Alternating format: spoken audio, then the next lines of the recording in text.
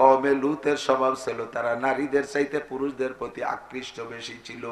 লুত আলাইহিস সালাম বহু তস করছে, বুঝাইছে, কোনো অবস্থাতেই বুঝাইতে পারে না, কোনোটাই তারা মানে না। যদি কেউ ওই জাতীয় স্বভাব হয়ে যায়, স্ত্রীতে তৃপ্তি পায় না, নারীদের মধ্যে তৃপ্তি পায় না। কওমে লুতের এমন আচরণ এমন ভাবে হয়ে গেছে অবাধে, নারীরাও এইভাবে, তারাও নারীরাও নারীতে নারীতে তারা সমকাম করে বেড়াইতো। এইটা আল্লাহ পাকের কাছে অতি ঘৃণা লেগেছে। আল্লাহ পাক তাদের জন্য লুত আলাইহিস সালামকে পাঠাইছেন, নবী তুমি একটু সুন্দর করে বুঝাও। কোনো তাই কান দেয় না। হযরত ইব্রাহিম খলিলুল্লাহ আলাইহিস সালাতু ওয়াস সালাম তো রাসূল, ওনার বাড়ি আইছে 8 জন ফেরেশতা অথবা 10 জন ফেরেশতা, সূরা জারিয়াতের মধ্যে আসছে।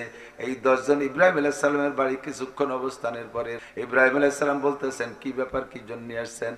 হযরত জিবরিল আলাইহিস সালাম দল নেতা, উনি বলতেছেন, আমরা আসছি কওমে লুতকে সাইজ করার জন্য। ইব্রাহিম আলাইহিস সালামকে জিবরিল বলতেছেন, কওমে লুতকে ধ্বংস করার জন্য আসছি।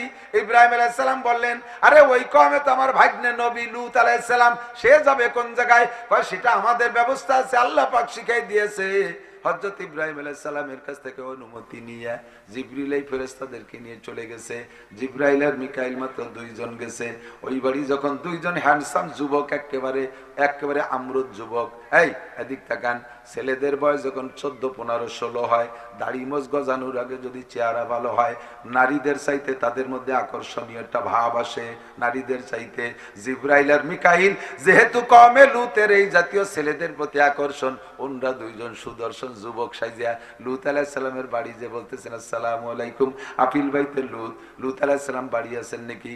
লুত আলাইহিস সালাম গেটে এসে সালামের উত্তর দিয়ে কাঁপতেছে, কয় বাবা তোমরাই অসময় কোয়াইতে আইছো? কয় নাহনু যুয়ুফুক, আমরা আপনার মেহমান। তাড়াতাড়ি ধরে ঘরের মধ্যে নিয়ে গেছে মেহমান। এই এলাকার মানুষের যে চরিত্র, এমন মেহমান দেখলে মেহমানের সম্মান ঠিক রাখবে না, আমার মেহমানের সাথে অসদাচরণ করবে, আমি অপমানিত হব। ঘরের মধ্যে নিয়ে খাস রুমের মধ্যে আটকাইছে। লুত আলাইহিস সালামের স্ত্রী ছিল একটা বদমাইশ। ওই সমস্ত বদমাইশদের সমর্থনে ওটা যাইয়া তার ভাইদেরকে বলছে, ভাইরে তোরা যা খুঁজিস, আমাকে বাড়ি যে 2 ছেলে আসছে, জীবনেও কোনোদিন দেখিস নি, তাড়াতাড়ি আয়। কন্যা জাতি কন্যে চলে যায়, তাড়াতাড়ি আয় যদি ধরতে চাইস। ভাইরা যুবকদেরকে নিয়ে দলবল নিয়ে এসে বাড়িকে একেবারে মুহাসারা করে ফেলাইছে, ঘেরাও করে ফেলাইছে।